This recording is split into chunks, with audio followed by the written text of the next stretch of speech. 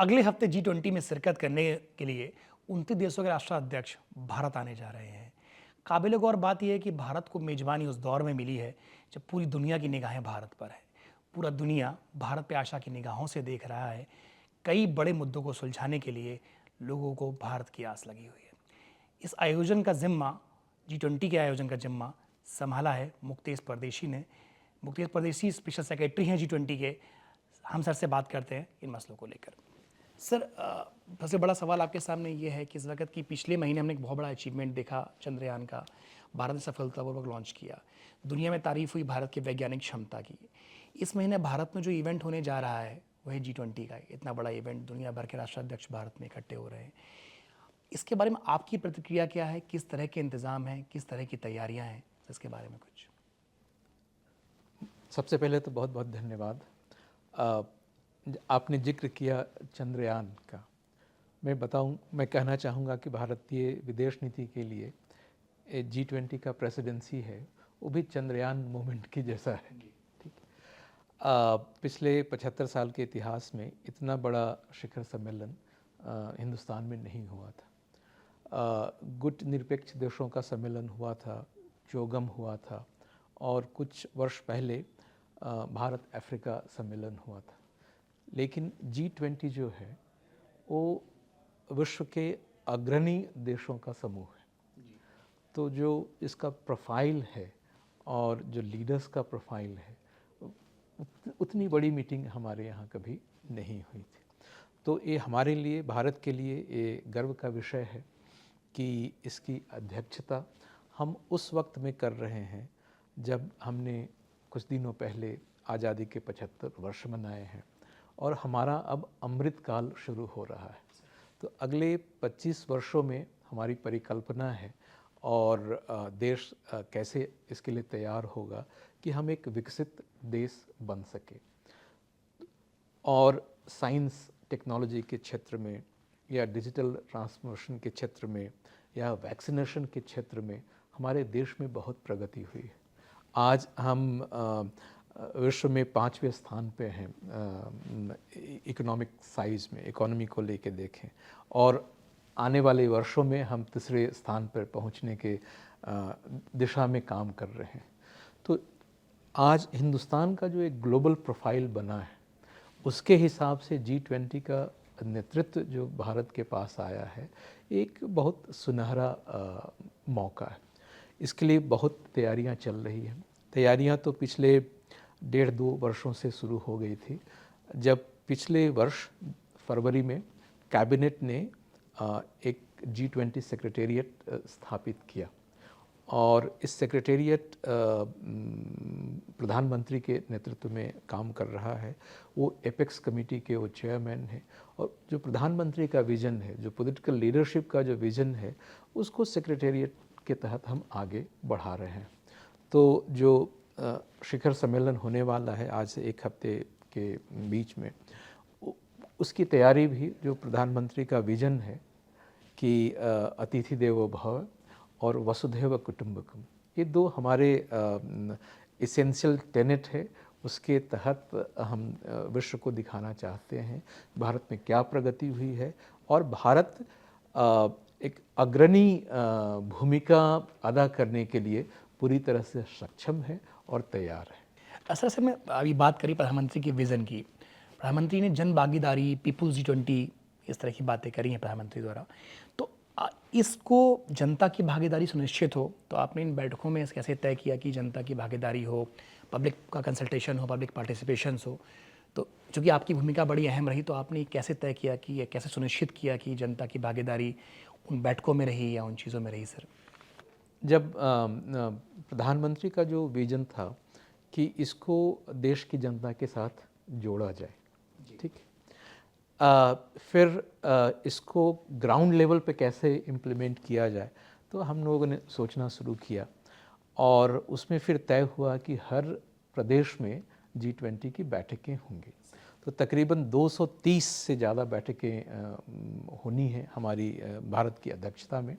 उसमें से 60 जगहों पे हो रही हैं, ठीक है, 57 जगहों पे हो चुकी है, 2-3 जगह और बचे हैं। तो हमारा 60 का जो लक्ष्य है, इतना बड़ा लक्ष्य आज तक किसी देश ने नहीं किया था। चीन ने 15 जगहों पे किया था और इंडोनेशिया ने तकरीबन 25 जगहों पे किया। अब 25 से 50 भी नहीं, 60 जगहों पे हमने किया। और एक उसमें जो बॉटम लाइन जो दिया गया हम लोगों को कि देश का एक भी प्रदेश और केंद्र शासित प्रदेश भी न छूट पाए उससे। तो इसके तहत हर जगह अंडमान, लक्षद्वीप से लेके दीव, लद्दाख और नॉर्थ ईस्ट, हर जगह G20 का मीटिंग हुआ। इससे जनता के बीच में इसका बहुत प्रभाव पड़ा। और वह प्रभाव पड़ता है जब डिप्लोमेसी को दिल्ली से जब बाहर ले गए तो आम जनता भी ने सोचना शुरू किया कि G20 क्या है। हो सकता है वो पूरी प्रक्रिया के बारे में न जानते हों, लेकिन इतना ज़रूर हुआ है छोटे छोटे जगहों पर भी और स्ट्रीट वेंडर्स के बीच में भी कि G20 कोई एक अच्छी चीज़ हो रही है। उसके कारण हमारे प्रदेश को और हमारे शहर को एक ग्लोबल मैप पे देखा जा रहा है। ठीक, फिर हम लोगों ने किया कि स्कूल्स और जो कॉलेजेस हैं उनके तहत स्टूडेंट कनेक्ट प्रोग्राम किया। बहुत सारे विश्वविद्यालय में गए, बल्कि आज मैं सवेरे गया था, Vivekananda institute of professional studies है पीतमपुरा में, वहाँ उन्होंने मैं चीफ गेस्ट के लिए बुलाया था। वहाँ भी उन्होंने G20 और फ्यूचर टेक्नोलॉजी पे 2 दिन का कॉन्फ्रेंस रखा है। इस तरह से बहुत सारे स्कूल कॉलेज आगे आए और G20 से जुड़े। फिर हमने क्विज कंपटीशन किया, एसे कंपटीशन किया, आर्ट कंपटीशन किया, मैराथन हुआ, फिल्म फेस्टिवल हुआ। कोई भी जीवन का कोई भी एक एस्पेक्ट नहीं है जो अछूता रहा G20 से। फिर होर्डिंग्स लगाए गए, मैसेजिंग हुआ, मीडिया से भी और मीडिया ने बहुत कंट्रीब्यूट किया G20 के लीडरशिप के बारे में जनता को सूचना प्रदान करने में।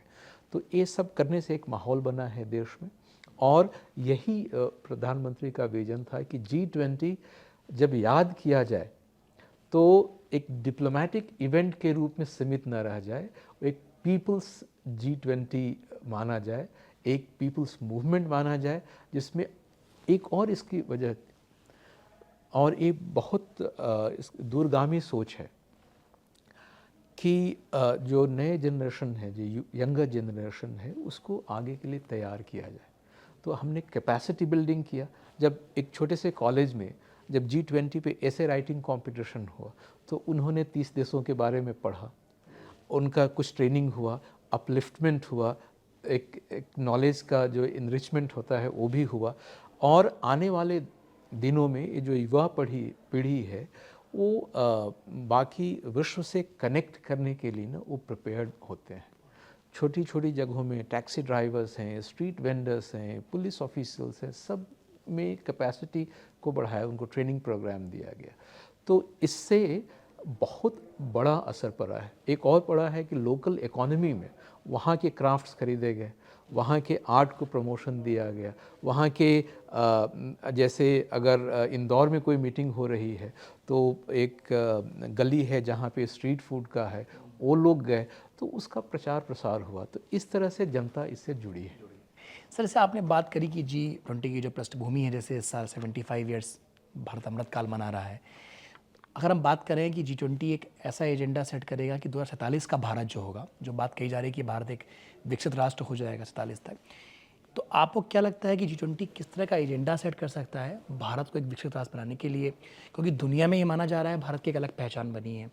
जो कई समस्याएं हैं, चाहे ग्लोबल चाहे सिक्योरिटी की बात हो, सुरक्षा की बात हो आपकी, चाहे क्रिप्टो करेंसी की बात हो, तमाम ऐसे मुद्दे हैं जिसको लेकर दुनिया भारत की तरफ देख रही है। तमाम वैक्सीनेशन की आपने बात करी। तो आप क्या देखते हैं कि अगले जो 100 सालों का भारत का विजन है वो G20 उसके लिए किस तरह से साबित होगा लाभदायक? इसमें G20 में 30 से ज़्यादा वर्क स्ट्रीम है जिस पे डिस्कशन हो रहा है, नेगोशिएशन हो रहा है और बात आगे बढ़ी। तो फाइनेंस ट्रैक है, उसमें कई ऐसी चीज़ें हैं जो हमारे विकास को दिशा दे सकती है। जैसे फाइनेंस और क्रिएशन ऑफ इंफ्रास्ट्रक्चर, ठीक है, या फाइनेंशियल इंक्लूजन की बात है, या शेपिंग ऑफ मल्टीलैटरल बैंक्स की बात है, रिफॉर्म्स इन मल्टीलैटरल बैंक्स। सो ये बहुत सारे चीज़ें हैं जो स्ट्रैटेजिक हैं। अगर उसमें कुछ रिफॉर्म्स होते हैं या उसमें कुछ ऐसी प्रक्रिया शुरू होती है जिससे भारत में विकास को अगर बल मिलता है तो अच्छा होगा।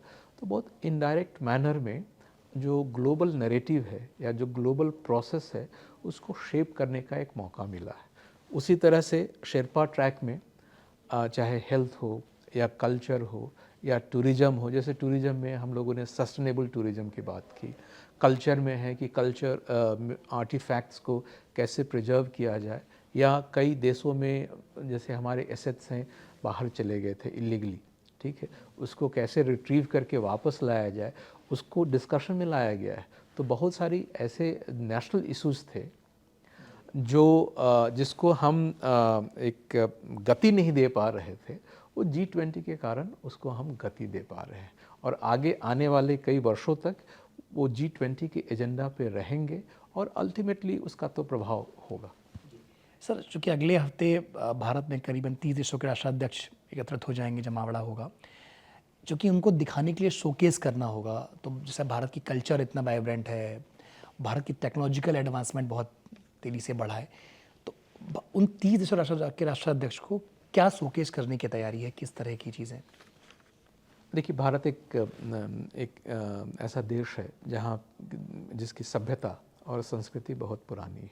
ये तो जग जाहिर है, ये हमारा सॉफ्ट पावर है और G20 में इस सॉफ्ट पावर को कैसे प्रोजेक्ट करें और कैसे हम एक डिप्लोमेटिक टूल के रूप में भी यूज़ करें, ये हमारा स्ट्रेंथ है, हमारा बल है। ये उसको कैसे लोगों को इन्फ्लुएंस करने के लिए इस्तेमाल करें, वही तो सॉफ्ट पावर है।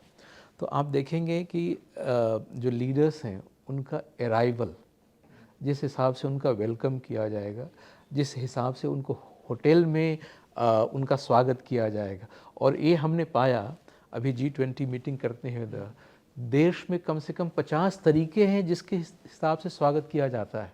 हम लोग एक कॉफ़ी टेबल बुक निकालना चाहते हैं, जो जिस हिसाब से स्वागत दिल्ली में होता है वो केरल में हो सकता है उस दूसरे तरीके से किया जाएगा, जिस हिसाब से टीका या फल या फूल प्रदान करते हैं अलग अलग जगह में। तो वो भी एक टच पॉइंट है हमारा। तो होटल में, फिर भारत मंडपम में उनका जैसे स्वागत किया जाएगा और जिस हिसाब से लीडर्स लाउंज है या जिस हिसाब से आतिथ्य सत्कार किया जाएगा, भोजन जो प्रस्तुत किया जाएगा, और भोजन में केवल खाना ही नहीं है, जो हमारा सर्विस है वो भी उसका एक इंडियन भारतीय तरीका है प्रस्तुत करने का। उसमें एक क्राफ्ट बाज़ार है, जो राष्ट्राध्यक्षों की उनकी पत्नियां या स्पाउसेज जो आएंगे उनको हम पूसा इंस्टीट्यूट ले जा रहे हैं या national gallery of modern art ले जा रहे हैं, जहाँ पे हम एक एक्सपीरियंस क्रिएट कर रहे हैं उनके लिए शॉपिंग का और स्ट्रीट फूड का भी। तो ये सब सटल मैनर है जिसमें भारतीय संस्कृति और व्यंजन कला और या पाक कला कहें उसको प्रस्तुत किया जाएगा। ऐसा आपने दो बातें करी। एक बात करी कि खान पान की, भारत के खान पान की दुनिया मुरीद है कि हर जगह पर एक अलग तरह का खाना, कहीं का कुछ पॉपुलर, कहीं का कुछ पॉपुलर। खान पान में किस तरह की वैरायटी रहेंगी और किस तरह का खास कुछ मेन्यू बनाया गया है? सर, सेकंड सवाल, आपने बात मंडपम की करी है। मंडपम की बहुत ज़्यादा तारीफ़ करी जा रही है और माना जा रहा है कि इसमें कुछ झांकी दिखाई जाएगी, ऐसा सुनने में आया। इन दोनों के बारे में अगर आप कुछ बताएं। भारत मंडपम जो कि शिखर सम्मेलन का एक तरह से केंद्र बिंदु है, ये अभी हाल में ही इसका उद्घाटन हुआ है। जो पहले प्रगति मैदान था और वहाँ पे जो एग्जीबिशन हॉल्स थे उसको डिमोलिश करके पूरा एरिया को रीडेवलप किया गया है। तो भारत मंडपम आज देश में एक अत्याधुनिक कन्वेंशन सेंटर के रूप में उभरा है। मेन समिट वहीं पे होगा। लीडर्स का उनके सारे जो एक्टिविटीज़ होंगे उस कन्वेंशन सेंटर में होंगे। एक चीज़ जो आपने व्यंजन कला और पाक कला की बात की, उसमें ये ध्यान रखा गया है कि यह वर्ष है मिलेट्स का वर्ष है, अंतर्राष्ट्रीय मिलेट वर्ष मनाया जा रहा है, तो वो तो ज़रूर किसी न किसी शेप में होगा। और लीडर जहाँ जिस होटल में रुक रहे हैं, दो तरह का है। वो जब होटल में होंगे तो होटल के जो शेफ़ हैं उन्होंने मेनू उनके लिए तैयार किया है, और उसमें दो तीन चीज़ों का ध्यान रखा गया है। एक तो मिलेट्स हो, रीजनल क्विजीन को प्रमोट किया जाए, और कुछ यहाँ की हमारी जो व्यंजन कला है जिसमें शाक सब्जी है उसका ज़्यादा प्रभाव होता है, उसको एक्सपेरिमेंट करके किया जाए। कई बार ये होता है जो, और कई जगह हम लोगों ने शाकाहारी व्यंजन प्रस्तुत किया है। People are amazed to see the diversity in vegetarian food. जो बाहर कई देश के लोग हैं वो समझते हैं कि शाकाहारी भोजन का मतलब है सैलेड है और कुछ चीज़ों के साथ ही है। जब यहाँ आकर देखते हैं तो हम डेयरी प्रोडक्ट्स के, वेजिटेबल्स के और बाकी ग्रेन के साथ और बाकी फूड आइटम के साथ जो एक्सपेरिमेंटेशन है, क्योंकि हमारी परंपरा तो हज़ारों वर्षों की है, तो इसको भी शोकेस करने का मौका मिलेगा। और बहुत सारे जो शेफ़ हैं होटल्स के या आईटीसी के शेफ़ जो भारत मंडपम में भोजन प्रस्तुत करेंगे, वो मेनू प्लान करने पे लगे हुए हैं। सर आपने बात भी स्ट्रीट फूड की करी थी, तो स्ट्रीट फूड किस तरह के स्ट्रीट फूड का फोकस ज़्यादा है, या कुछ पूरे भारत का शोकेस करना है स्ट्रीट फूड को, ऐसा कुछ करा गया है प्लान? चूँकि ये मीटिंग 2-3 दिन तक होगा, तो नेचुरली जो इंडिया का क्यूलिनरी हेरिटेज है बहुत डाइवर्स है, ठीक है। तो हम नहीं चाहेंगे कि एक ही प्रदेश का और एक ही रीजन का प्रस्तुत हो, तो उसमें मेनू प्लानिंग में ये ध्यान रखा जाएगा कि कभी नॉर्थ का भी हो गया, कभी साउथ का भी हो गया, कभी कुछ चीज़ें वेस्ट। तो जब मेनू प्लानिंग करते हैं तो वो डिश में पाया जाएगा कि कई प्रदेशों के थोड़े थोड़े चीज़ें रखी हुई हैं। तो उससे क्या होता है, एक तो डाइवर्सिटी जो हमारा क्यूलिनरी हेरिटेज में है उसको प्रमोशन मिलेगा और उसको एक्सपोजर मिलेगा। सर G20 में कुछ खास एजेंडे रखे गए हैं इस बार बातचीत करने के लिए, जिन एजेंडों पर ज़्यादा फोकस रहेगा, ज़्यादा बल रहेगा, या कोशिश रहेगी कि पूरी दुनिया के कुछ समस्याएं जिनको सुलझाने की तरफ एक कदम बढ़ा जाए, या कुछ ऐसी बातें रहेंगी जहां भारत एक अग्रणी भूमिका अदा करे? ऐसा है, जैसे शुरू में मैंने बताया था कि तकरीबन 30 से ज़्यादा वर्क स्ट्रीम है जिस पे काम हुआ है। कुछ फाइनेंशियल इश्यूज हैं, बट फाइनेंशियल इश्यूज में भी फाइनेंशियल इंक्लूजन है, इंफ्रास्ट्रक्चर है, reform of multilateral lending institutions है, और जो शेरपा ट्रैक में है उसमें health, culture, tourism, infrastructure, climate change, environment, disaster risk reduction, ये सारे बिंदु डिस्कस हुए। इसका जो जो जो मेन कंक्लूजन्स रहा होगा मिनिस्ट्रियल लेवल पे, वो किसी न किसी शेप में शिखर सम्मेलन में आएगा। लेकिन इन सब चीज़ों के पीछे कुछ प्राथमिकताएं हैं जो भारतीय नेतृत्व में पुश हुआ है, और वो हैं जैसे सस्टेनेबल डेवलपमेंट गोल्स की बात। पेंडेमिक के कारण उस जो प्रोग्रेस था वो काफ़ी पीछे हो गया है, और तो भारत ने इस चीज़ को बहुत आगे रखा है कि देर हुआ है, 2030 तक हमें वो सारे ऑब्जेक्टिव्स अटेन करना था, और हाफ वे थ्रू में उतना हुआ नहीं है। तो उसमें उसको कैसे बल दिया जाए, अगर उसके फाइनेंसिंग की ज़रूरत है, तो ये बात बहुत प्रबल तरीके से बाहर आ रही है। ये हमारे नेतृत्व का फोकस है। इसके बाद रिजिलियंट ग्रोथ की बात हो रही है। कैसे पैंडेमिक के कारण जो most of the countries of the global south they were hit, सबसे ज़्यादा प्रभाव तो जो विकासशील देश हैं उन्हीं पे पड़ता है। तो इस चीज़ को भी बल दिया जाएगा कि रिजिलियंट ग्रोथ के लिए डेवलपमेंट फाइनेंसिंग की ज़रूरत है, और मल्टीलैटरल डेवलपमेंट बैंक्स हैं वो कैसे अपनी कैपेसिटी को बढ़ाएं, और कि डेवलपिंग कंट्रीज़ के इंटरेस्ट है उसको सेंटर में रखा जाए। ग्रीन डेवलपमेंट की बात है, एनर्जी ट्रांजिशन की बात है, लेकिन एनर्जी ट्रांजिशन हो उसमें एक फ्रेज आया है जस्ट एनर्जी ट्रांजिशन, मतलब वो न्यायसंगत भी होना चाहिए। जो एनर्जी ट्रांजिशन का रोड मैप विकसित देश में होगा वो विकासशील देश में नहीं हो सकता है, क्योंकि हमारे यहाँ तो विकास ही बहुत देर से आया है। तो in order to catch up, in order to have basic facilities and amenities in life, we need access to energy sources. और तो जस्ट ट्रांजिशन की बात हुई, विमेन लेड डेवलपमेंट, स्त्रियों को केवल उनका पार्टिसिपेशन ना हो, देखिए फ्रेज चेंज हो गया है, उनका पार्टिसिपेशन नहीं चेंज हो, वो लीड करें, वो भागीदार ही नहीं हो, वो नेतृत्व प्रदान करें। तो ये पहले विमेन एम्पावरमेंट की बात होती है, इंडियन प्रेसिडेंसी ने उसको विमेन लेड डेवलपमेंट का वो बोला कि नहीं, they should come forward and we all have to create leadership position for them so that they lead and they can advance their the interests and they can become more powerful part of societal development. Sir जैसे G20 की जो अब तक बैठकें हुई उनमें foreign delegates भी शामिल हुए, तो उनका रिस्पांस कैसे रहा? क्या उनसे कुछ बातचीत के बाद कुछ चीज़ें बदली गई या बढ़ाई गई या बदली, मतलब कुछ उनमें हुई हैं? जो पिछले 7-8 महीनों में 200 मीटिंग हुई है, उसका प्रोसेस होता है कि पहले वर्किंग ग्रुप मीटिंग हुआ, इसके बाद जुलाई अगस्त में बहुत सारी मिनिस्ट्रियल मीटिंग हुई। तो हर एजेंडा पे जो मिनिस्ट्रियल मीटिंग हुआ उनका एक आउटकम डॉक्यूमेंट आया। उस आउटकम डॉक्यूमेंट में कुछ चीज़ें हैं जो रेजोल्यूशन के शेप में है, कई बार गाइडिंग प्रिंसिपल्स हैं, कई देखिए G20 is actually a norm setting body.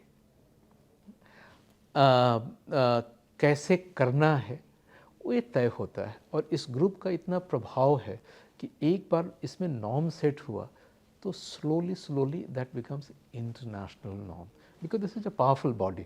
20 leading economies हैं, उनका ग्लोबल वेट इतना है, इन टर्म्स ऑफ GDP या ट्रेड में इतना शेयर है, या पॉपुलेशन भी है, या यूनाइटेड नेशंस सिस्टम में उनका इतना प्रभाव है कि एक गाइडलाइन और ये जो नॉर्म सेट होता है G20 मीटिंग में, वो ग्लोबल नॉर्म होता है, और यही G20 का प्रभाव है।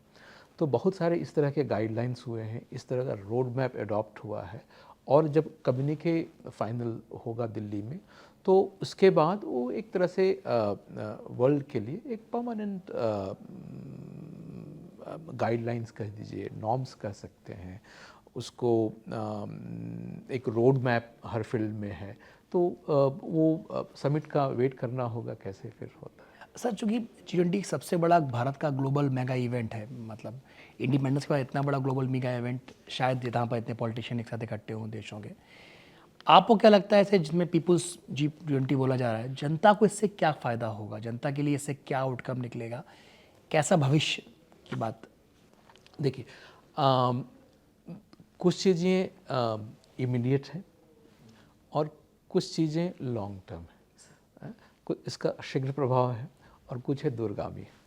शीघ्र प्रभाव क्या है कि आप हर जगह जो 60 जगहों पे हुआ है उससे शीघ्र प्रभाव में पड़ा है कि वहाँ जनता के बीच में लोकल इकोनॉमी को एक वॉइस मिला है, लोकल इकोनॉमी पे इसका पॉजिटिव असर पड़ा है, कई जगह इंफ्रास्ट्रक्चर डेवलप हुए हैं।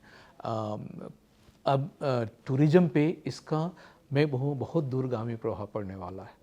ऐसी जगहों पे हुआ है और जिसके बारे में सोशल मीडिया के, लक्षद्वीप, हाल में हम्पी में मीटिंग हुआ था या दीव में मीटिंग हुआ था, नॉर्थ ईस्ट को जो फोकस मिला था, आप एक तो भारत के बीच में उसका प्रचार प्रसार हुआ, तो अब या जम्मू एंड कश्मीर में ही बहुत दिनों से वहाँ के टूरिज़्म में जो उसको क्या बोलेंगे, जो गति में एक कमी आई थी, अभी जो मई में जो हुआ और उसका सोशल मीडिया से जो प्रमोशन हुआ है, आज लोग जाने के लिए तैयार हैं कि उतने वहाँ पे होटल रूम्स नहीं मिल रहे हैं और फ्लाइट, हाँ पॉजिटिव इम्पैक्ट पड़ा है। तो ये सब बहुत तुरंत के प्रभाव पड़े हैं, शीघ्र प्रभाव पड़े। दूरगामी प्रभाव क्या पड़ता है, जो स्ट्रैटेजिक है, लॉन्ग टर्म है, जो जिसका इमीडिएट नहीं हो सकता है, वो है कि सब लोग अब विश्व में समझते हैं कि भारत लीडरशिप पोजीशन ऑक्युपाई करने के लिए तैयार है, करना चाहता है और सक्षम है. So we are capable to contribute towards global leadership and we are ready to. सो एक दिन विदेश मंत्री ने कहा कि इसका दूरगामी प्रभाव ये है कि भारत विश्व के लिए रेडी होगा और विश्व है वो भारत के लिए रेडी होगा. बड़ा सर, दो चीज़ों की बात आती है, एक सिक्योरिटी की और एक इंफ्रास्ट्रक्चर की. इतने बड़े इवेंट के लिए तैयार करना पूरे देश को और पूरे उसको, और सिक्योरिटी की, इतने राष्ट्राध्यक्ष हैं, इतनी जगहों पर करना है, 2 दिन के लिए करना है. इनकी तैयारियों के बारे में कुछ बताइए कि कितना चैलेंजिंग रहा आपके, तो मतलब रहते हैं. माइस है जो international convincing conference and convention facilities. Delhi में थोड़ी कमी थी क्योंकि विज्ञान भवन बहुत वर्षों पहले बना था और छोटा पड़ रहा है आज के रिक्वायरमेंट के हिसाब से. बट जो प्रगति मैदान में बना है भारत मंडपम, उससे ये समस्या दूर हो रही. एक और द्वारका कन्वेंशन सेंटर आ रहा है. जब वो भी आ जाएगा तो दिल्ली माइस के लिए एक बड़ा डेस्टिनेशन बनेगा.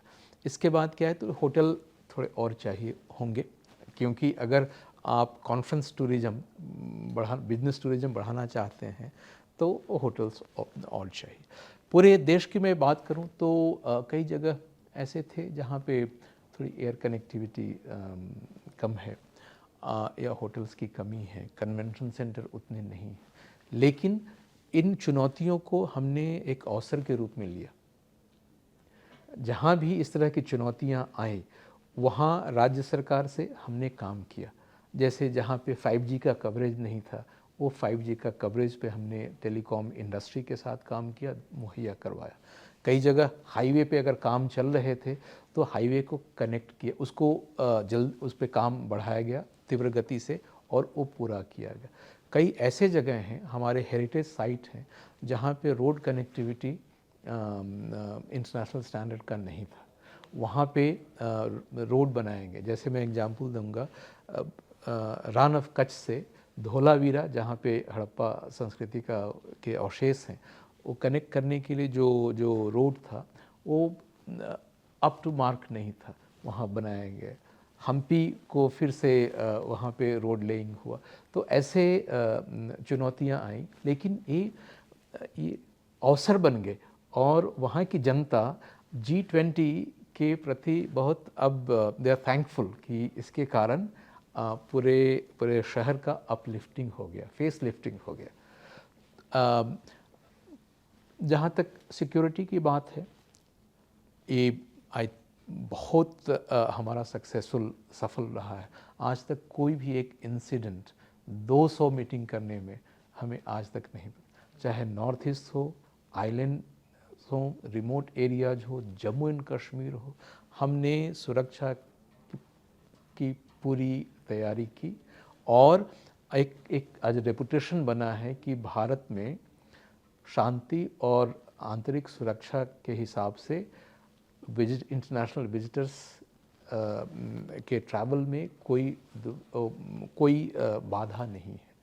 दिल्ली में भी हमारी पूरी तैयारी है और दिल्ली पुलिस का एक विश्व में एक अपना नाम है. मेट्रोपॉलिटन पुलिस की जब बात करते हैं तो दिल्ली पुलिस का एक अपना नाम है. दिल्ली पुलिस, गृह मंत्रालय और सारे एजेंसियों के साथ मिलके एक पुख्ता सुरक्षा प्लान बनाया गया. और जब सुरक्षा की बात करते हैं तो उसमें 2-3 चीज़ें हैं. एक तो फिजिकल सिक्योरिटी है, कन्वेंशन सेंटर का है, लीडर्स का है. दूसरा है ट्रैफिक मैनेजमेंट. और बहुत सारी चीज़ें देख रहे हैं जिस हिसाब से दिल्ली पुलिस जनता को ध्यान में रख के पहले से एडवाइजरीज इशू हो रहे हैं. उनको पहले से बताया जा रहा है कि ये रोड क्लोज होगा नेशनल इंटरेस्ट में, लेकिन एडहॉक नहीं है, उसके पीछे बहुत केयरफुल थिंकिंग है. और तीसरी चीज़ होती है मेडिकल असिस्टेंस भी. कई बार ट्रैवल कर रहे हैं और कोई ऐसी चीज़ आ गई हो तो उनको इमीडिएट मेडिकल अटेंशन मिल सके, उसके लिए हमारे सारे हॉस्पिटल्स तैयार हैं। हर जगह जहाँ पे वर्ल्ड लीडर्स जाएंगे वहाँ पे मेडिकल यूनिट्स स्थापित किए जाए हैं। हर होटल में जहाँ वो रह रहे हैं मेडिकल यूनिट की व्यवस्था है।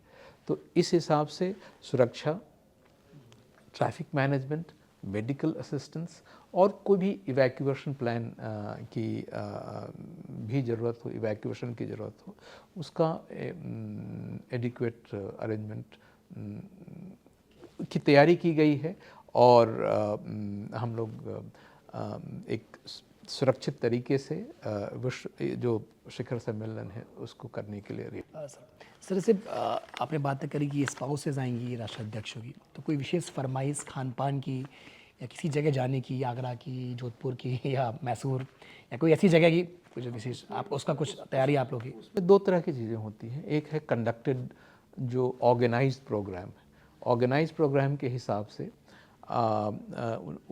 पूसा इंस्टीट्यूट ले जाए जाएंगे या जयपुर हाउस जहाँ पे गैलरी ऑफ मॉडर्न आर्ट है और राजघाट।